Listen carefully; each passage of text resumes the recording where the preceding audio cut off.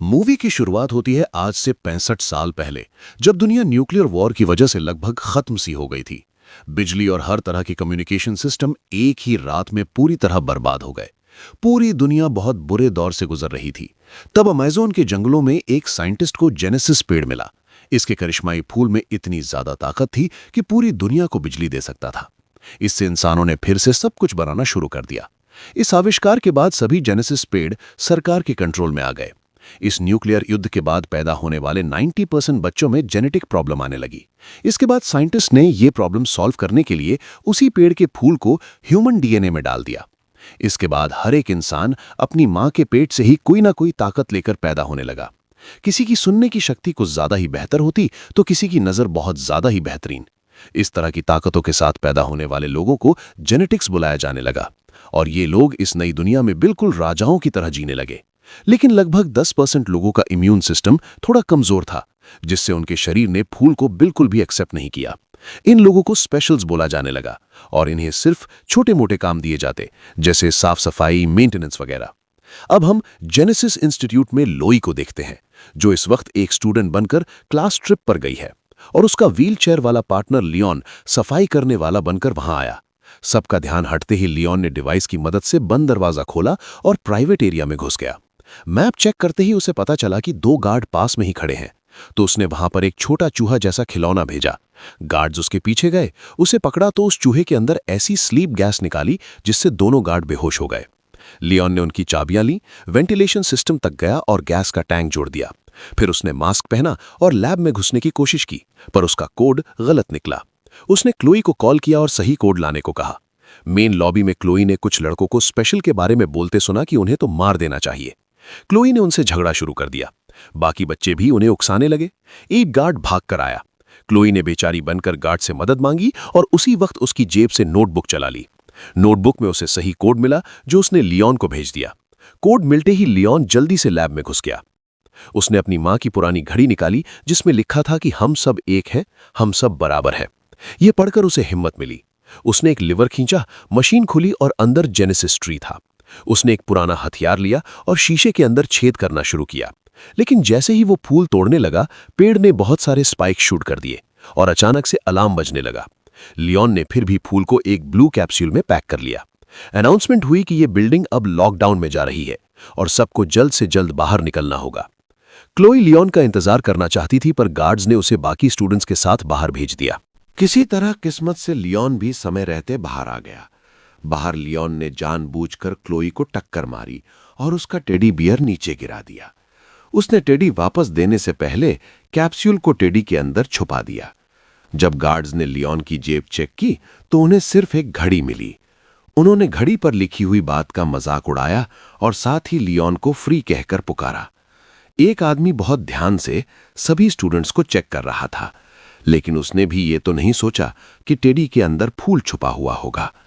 कुछ देर बाद क्लोई और लियोन सड़क पर बड़ी स्क्रीन पर न्यूज़ देखने लगे। फ्रैंक लोगों से कह रहा था कि पैदा होने से पहले ही क्यों, हम फूल का इस्तेमाल लोगों के जन्म लेने के बाद भी तो कर सकते हैं। इसके बाद फेमस सिंगर मीरा वहां आई। उसने अनाउंस किया कि वो बिना ताकत वाले लोगों की डिस्ट्रिक्ट में फ्री टूर कर रही है, ताकि सब लोग एक साथ मिलकर रहें।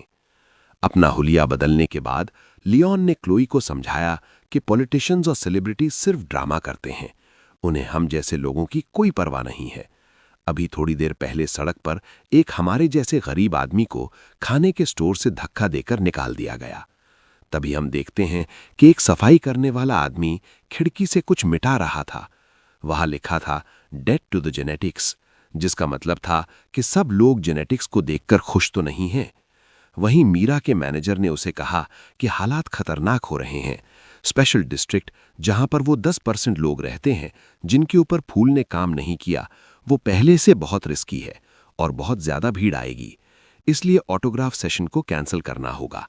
मीरा को ये बात बिल्कुल पसंद नहीं आई।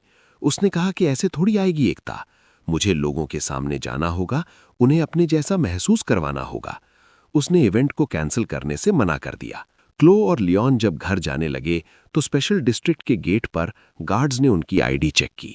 लियोन शॉपिंग करने गया तब क्लोई टीवी पर फ्रैंक का इंटरव्यू देख रही थी और फ्रैंक बोल रहा था कि उसने ऐसी दवाई बनाई है जिससे वो 10% लोग जिनके अंदर ताकत नहीं आई थी वो भी अब इस ताकत को महसूस कर पाएंगे। उन्हें भी बाकी सब जैसा बनाया जा सकता है। क्लो ये देखकर बहुत खुश हुई, लेकिन लियोन ने कहा कि ये सब झूठ है। फिर वो दोनों अपने घर गए। एक छोटी सी वर्कशॉप में क्लोई वहां पौधे उगाते हैं और लियोन कुछ डिवाइसेस बनाता है। लियोन फूलों से वो हिस्सा निकालता है जिनके अंदर ताकत है और उनकी मदद से अपाहिज लोगों के लिए खास तरह के प्रोस्थेटिक्स बनाता है ताकि वो लोग भी एक आम जिंदगी जी सकें। क्लाइंट्स के पैसों से उनका रोज का गुजारा हो जाता है। क्लाइंट्स का काम खत्म होने के बाद एक आदमी ने जेनेटिक्स डिस्ट्रिक्ट से कॉल किया और कहा कि मुझे कुछ ठीक करवाना है। क्लोई ने मना कर दिया, ये कहकर कि हम लोग कहीं जाके ठीक नहीं करते, दुकान पर ही आना पड़ेगा आपको। लियोन ने सुना कि वो आदमी 3 गुना पेमेंट देगा तो उसने कहा कि आ जाएंगे। क्लोई डर गई क्योंकि ये थोड़ा इल्लीगल है। लियोन ने उसे समझाया कि मुझे सारा रास्ता पता है, कहाँ पर गार्ड्स हैं कहाँ पे नहीं, वो किसी को भी पता लगे बिना अंदर जा सकता है। अब वो दोनों एक महंगे ऐसी रेस्टोरेंट में पहुंचे जहां कुक ने उन्हें पीछे के दरवाजे से अंदर लिया। वो कुक भी उन्हीं की तरह था। उसके पास एक मैकेनिकल शूट था जो उसे चलने में मदद करता है। अपाहिज होने के बाद भी अचानक एंटी जेनेटिक्स नाम के गैंग ने दरवाजा तोड़कर अंदर घुस गए और उन्होंने बिजली भी काट दी। लियोन ने शूट ठीक करने का काम पूरा किया। कुक ने कहा कि मैं देख कर आता हूं बिजली कैसे चली गई, साथ ही आपके पैसे भी ले आऊंगा। गैंग ने अब रेस्टोरेंट को तोड़ना शुरू कर दिया और खास शक्तियों वाले इंसानों को मारना भी। कुछ ही मिनटों में बहुत सी टेबल टूटे पड़े थे और बहुत सारी लाशें जमीन पर थीं। फिर गैंग का लीडर दीवार पर कुछ लिखने लगा। इतने में कुक वापस किचन में आया। उसके शरीर पर खून लगा हुआ था। उसने अपनी आखिरी सांसें भरते हुए क्लोई और लियोन को बताया कि बाहर क्या हो रहा है और फिर दम तोड़ दिया। अब क्लोई और लियोन ने भागने की कोशिश की, लेकिन पीछे के दरवाजे पर ताला लगा हुआ था। अब उन्हें यहां से भागने के लिए कुछ तो दिमाग लगाना पड़ेगा। लियोन ने क्लोई से कहा कि कुक का मैकेनिकल शूट पहनने में मेरी मदद करो। कुछ मिनट बाद 2 गैंग वाले किचन में आए। उन्हें सिर्फ मरा हुआ कुक ही दिखाई दिया क्योंकि क्लोई और लियोन छुप कर बैठे थे। वो लोग दीवार पर कुछ लिखते हुए बात कर रहे थे कि कल एक छोटा शो होगा और अगले दिन बहुत बड़ा काम। एक गुंडे ने अपने कुछ आइडिया देने की कोशिश की, लेकिन बॉस ने उसे चाकू दिखाकर धमकाया कि प्लान में कोई बदलाव नहीं होगा। ठीक है, एक आदमी ने कागज गिरा दिया और क्लोई ने उसे उठाया। पुलिस की आवाज आई तो गुंडे निकल गए। अचानक लियोन के शूट ने कंट्रोल छोड़ दिया। सूट ने खुद उसे खड़ा कर दिया और काउंटर पर फेंक दिया। दोनों आदमी उसके पीछे आए तो लियोन ने बर्तनों और गर्म पानी का इस्तेमाल करके उनसे लड़ाई की। लड़ाई के दौरान बॉस का मास्क हिल गया और उन्हें उसका चेहरा दिख गया। गुंडों ने लियोन को काउंटर पर दबा दिया और क्लोई उसे बचाने कूद पड़ी। फिर लियोन ने गुंडों के ऊपर आटा फेंका और जल्दी से वहां से निकलने की सोची। अब वो क्लोई के साथ एग्जिट की तरफ भागने लगा। सूट की ताकत से लियोन ने दरवाजा तोड़ दिया और वो दोनों वहां से बाहर निकल गए। बाहर लियोन को सूट में चल पाना बड़ा मुश्किल सा हो गया तो क्लोई उसे संभाल कर एक गली में ले गई। पुलिस की गाड़ियां पास से निकल गईं पर उन दोनों को नहीं देख पाईं। क्लोई ने हिसाब लगाया कि शूट की टांग थोड़ी टूट सी गई है, इसलिए वो लियोन को घर तक सहारा देते हुए ले गई। अगले दिन रिपोर्टर ने पूरा केस दिखाया और फिर सिक्योरिटी कैमरा के एक फोटो में लियोन और क्लोई भी थे। अब मीडिया बातें फैलाने लगा कि शायद ये भी गैंग के लोग हैं। सारी इंफॉर्मेशन निकाली गई ताकि पुलिस को भेजी जा सके। स्पेशल फोर्सेस के कैप्टन हाजिज ने कहा कि ये बिना खास शक्तियों वाले लोगों का जो एरिया है ना, ये क्राइम का अड्डा बन चुका है। हम जल्द ही स्पेशल डिस्ट्रिक्ट के ऊपर रेड करेंगे। लियोन और क्लोई डर गए क्योंकि उन्होंने उसे पहचान लिया था। दरअसल वो उसी गैंग का लीडर है जिसका चेहरा उन्होंने पिछले दिन लड़ाई में देखा था। क्लोई ने वो कागज खोला और पता चला कि वो मीरा के कॉन्सर्ट का फ्लायर है जिसके अंदर एक छोटा सा मैप बना हुआ है। वो लोग समझ गए कि इस गैंग वाले लोग कॉन्सर्ट पर हमला करेंगे और इस बात के लिए दोषी हम जैसे लोगों को ठहराया जाएगा। लियोन डरकर सामान पैक करने लगा ताकि वो शहर छोड़ दे और क्लोई ने कहा कि हमें लोगों को बचाना होगा। हम दोनों हैं जिसे पता है हमला कहाँ होने वाला है। बहुत सारे निर्दोष लोग मरेंगे वहां पर, क्या हम ऐसा होने देंगे? इस पर लिन ने कहा कि एक ऐसा आदमी जिसका नीचे का शरीर चलता नहीं और एक 12 साल की लड़की क्या कर लेंगे? ये सुनकर क्लोई रो पड़ी। उसने कहा कि भैया तुम खुद गर्ज हो, और इतना कहकर भाग गई। लिन चाहकर भी उसे रोक नहीं पाया। इसके बाद फ्लैशबैक में दिखाया जाता है कि एक जवान लिन अपने पिता के ऑफिस में घुस गया था अपनी फाइल देखने के लिए। वहां उसे पता चला कि वो स्पेशल है। जैसे ही उसके पिता को पता चला कि उसका बेटा एक स्पेशल है, उसके पिता ने उसे वहीं पकड़ लिया। ये सब याद करके और अपनी माँ की घड़ी को देखकर लिन ने फैसला किया कि उसे कुछ तो करना होगा। कुछ घंटों बाद क्लोई वापस आई और लियोन को सूट को ठीक करते हुए देखा। उसने लियोन की सूट पहनने में मदद की। लियोन ने अपने हाथ पांव थोड़े चलाकर देखे और कहा कि वो ह्यूज को पकड़कर उसके गुनाह कबूल करवाएगा। उससे लियोन ने कुछ अवाड़ा कवाड़ चीजें ऐसे अपने लिए हथियार बना लिए और लोहे तक को मोड़ देने की अपनी ताकत दिखाई। क्लोई ने सूट के अंदर कुछ खास तरह की तारें दिखीं तो वो एक केमिकल बनाने दौड़ी जिससे सूट में लगे हुए हथियार एक्टिवेट हो जाएं।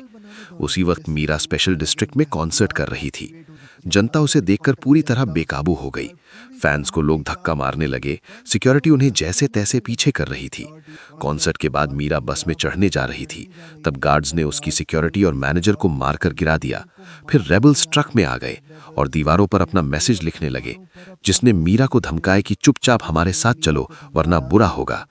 तभी लियोन वहां पर सूट और मास्क पहने आ गया।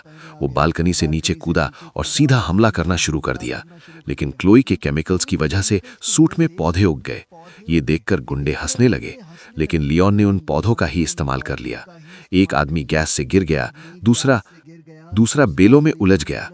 क्लोई ने चोरी की हुई गाड़ी से मीरा को आवाज लगाई, जबकि लियोन ह्यूज और उसके लोगों से लड़ने लगा। शुरुआत में तो लियोन बढ़िया मुक्के बेल रहा था, लेकिन फिर पूरी गैंग ने उसे घेर कर नीचे गिरा लिया। तब क्लोई ने गाड़ी से एक आदमी को टक्कर मारी। लियोन मौका देखकर गाड़ी में बैठ गया, लेकिन मीरा चीखने लगी। समझाने का वक्त नहीं था तो क्लोई जल्दी से गाड़ी भगाकर सबको वहां से ले गई। उन दोनों ने जल्दी से घर पहुंचकर दरवाजे बंद कर दिए।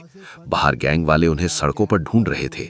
वहीं टीवी पर रिपोर्टर्स बोल रहे थे कि मीरा को किडनैप करने की कोशिश की गई, लेकिन एक अनजान हीरो ने उसे बचा लिया। दूसरी ओर मीरा ने देखा कि लियोन घायल हो गया था।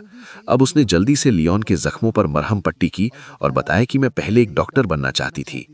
लोई ने लियोन की एकदम फ्लावर हीरो जैसी ड्राइंग बना दी, जो लियोन को तो बिल्कुल पसंद नहीं आई, लेकिन मीरा ने कहा कि है तो बढ़िया। अब लियोन ने मीरा को हजस का सच बताया। इस पर मीरा कहने लगी कि देखो, अब मैं जल्द से जल्द घर जाना चाहती हूँ। कल मेरा एक इवेंट है फ्रैंक के साथ फैमिली सेंटर में। लियोन को लगा था कि एंटी जेनेटिक्स गैंग का अगला टारगेट फ्रैंक होगा।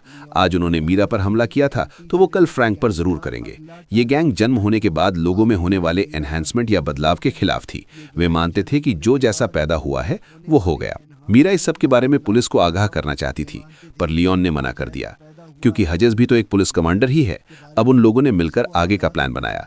अगले दिन मीरा और लियोन फैमिली प्लानिंग सेंटर गए, जैसे वो कोई नया शादीशुदा जोड़ा हो जो बच्चे करना चाहते हैं।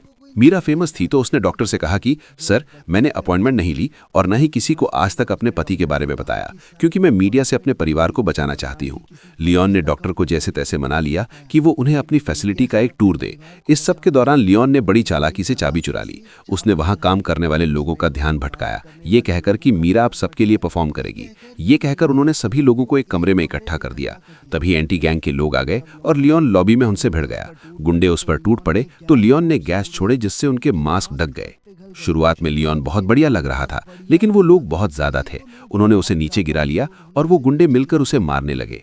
अजीज ने उसका मास्क उतारा और उसके चेहरे पर बार बार मुक्के मारने लगा। तभी अचानक फ्रैंक की सिक्योरिटी आ गई और गुंडे भाग गए। इस पर मीरा ने बताया कि उसने ही फ्रैंक को कॉल किया था, क्योंकि वो समझ गई थी कि गुंडे ज्यादा होंगे, लियोन अकेला नहीं संभाल पाएगा। लियोन ने पूछा कि गार्ड्स ने गुंडों को फॉलो क्यों नहीं किया, तो फ्रैंक ने कहा कि तुम हमारे लिए उनसे ज्यादा जरूरी थे। पता चला कि फ्रैंक असल में लियोन का पिता है। लो ये सुनकर पूरी तरह चौंक गई। वो सोच में पड़ गई कि लियोन ने आज तक झूठ कहा कि उनके पिता मर चुके हैं। वो नाराज होकर वहां से भाग गई। अब रिपोर्टर्स अंदर आ गए तो उन्हें देखते ही फ्रैंक का पॉलिटिशियन मोड ऑन हो गया। उसने कहा कि मेरा बेटा एक प्रूफ है कि जेनेटिक्स और ऐसे लोग जिनके ऊपर फूल ने काम नहीं किया, उन लोगों के बीच में गैप बहुत ज्यादा बढ़ गया है। इसीलिए कल वोट बड़े ध्यान से देना। एक हफ्ते बाद अनाउंस हुआ कि फ्रैंक के प्रोजेक्ट को लगभग सबने अप्रूव कर दिया है। बहुत सारी बसें स्पेशल डिस्ट्रिक्ट में आई और सभी गरीब लोगों को शहर के बाहर एक मेडिकल कैंप में भेज दिया गया। इस ट्रीटमेंट के बाद उन लोगों के अंदर भी कोई कमी नहीं रहेगी, तो इसलिए उनके रहने की जगह यानी स्पेशल डिस्ट्रिक्ट को खोल दिया जाएगा और सभी लोग आराम से एक साथ रहेंगे, कोई रोक टोक नहीं होगी। बीच में मेडिकल सेंटर में लियोन पूछने लगा कि क्लोई कहाँ पर है, लेकिन फ्रैंक ने बताया कि हम लोग उसे नहीं ढूंढ पाए। जब लियोन ने हजेस का नाम लिया तो फ्रैंक ने टॉपिक बदल दिया। उसने कहा कि तुम इस सब की चिंता मत करो, मैं बस तुम्हारा इलाज करना चाहता हूँ। लियोन ने याद दिलाया कि जब आपने माँ का इलाज करने की कोशिश की थी तो वो मर गई थी, याद है आपको? फ्रैंक ने माफ़ी मांगी और ये माना कि मुझसे गलती हुई है। उसने बताया कि तुम्हारी माँ ने एक लेटर भी छोड़ा है, लेकिन मैं आज तक डर रहा था उसे तुम्हें देने से। जब तक मैं हिम्मत जुटा पाता तुमने घर छोड़ दिया था। अब लियोन ने लेटर खोला।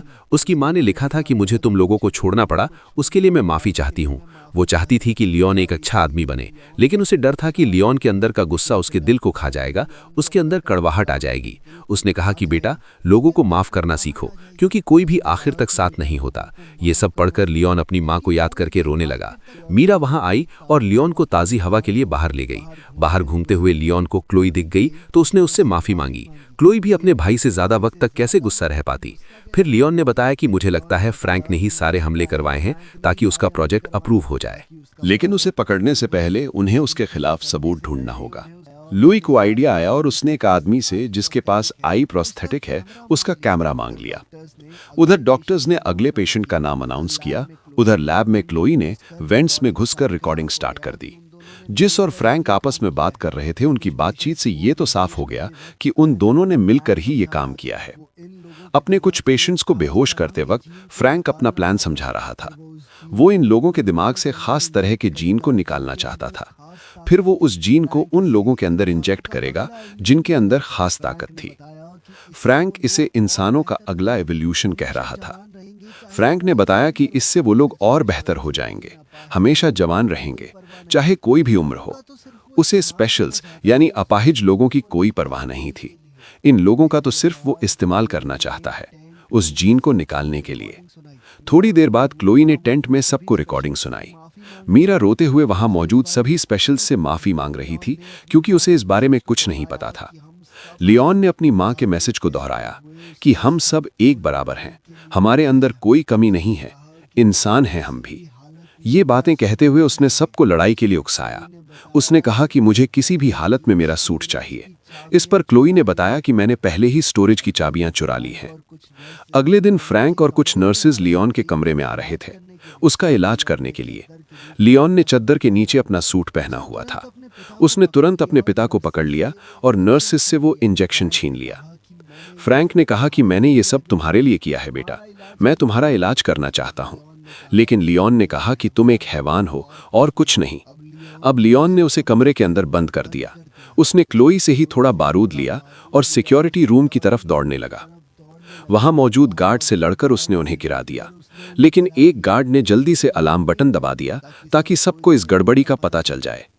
उधर क्लोई ने कैमरा को कंप्यूटर से कनेक्ट किया ताकि वो पूरी रिकॉर्डिंग पुलिस को भेज सके। सबूत के तौर पर लियोन के जाने से पहले मीरा ने उसे किस किया और कहा कि लौट कर जरूर आना। उधर टेंट वाले एरिया में हजेज अपनी गैंग के साथ आ चुका है।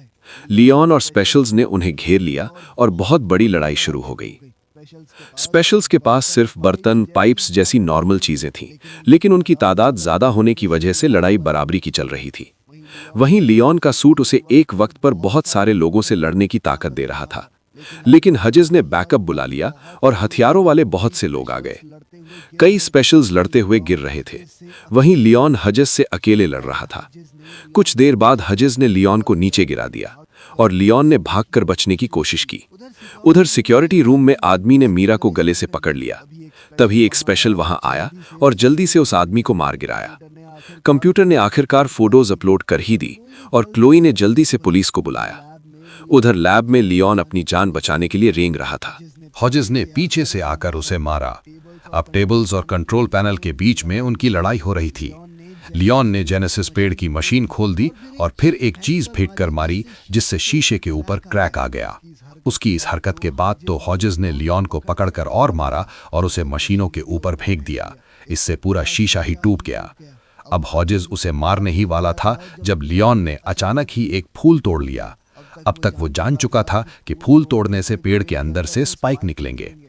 वो हॉजेस के चेहरे में घुस गए और वो गिर पड़ा। वहीं पुलिस ने आकर फ्रैंक के सारे लोगों को अरेस्ट कर लिया। उन्हें कई सारे सबूत भी मिले। तभी क्लोई और मीरा लियोन को देखने के लिए भाग कर आई और इस बार लियोन ने आगे बढ़कर मीरा को चूम लिया। एक हफ्ते बाद सभी न्यूज़ चैनल फ्रैंक के घिनौने प्लान को एक्सपोज कर रहे थे। लोग कह रहे थे कि एक मास्क वाले आदमी ने सबको बचाया है। अफवाह थी कि वो फ्रैंक का बेटा है, लेकिन पुलिस वालों ने इस बात को नकार दिया। फ्रैंक खुद वहां से भाग गया था। अब गवर्नमेंट ने भी लोगों को अलग अलग रखने की अपनी पॉलिसी बंद कर दी। अब सब लोगों को आज़ादी थी, कोई भी कहीं जा सकता था। इस सब के दौरान मीरा का गला डैमेज हो गया था, तो अब वो गा तो नहीं सकती, लेकिन लियोन के साथ अपनी जिंदगी में बहुत खुश है। लेकिन फ्रैंक अभी भी फरार था। कहानी के आखिर में हम उसे देखते हैं कि वो अपने बेटे को दूर से घूर रहा था। वीडियो पसंद आई तो लाइक कर देना, चैनल को सब्सक्राइब कर लेना। मिलते हैं अगली वीडियो में। धन्यवाद।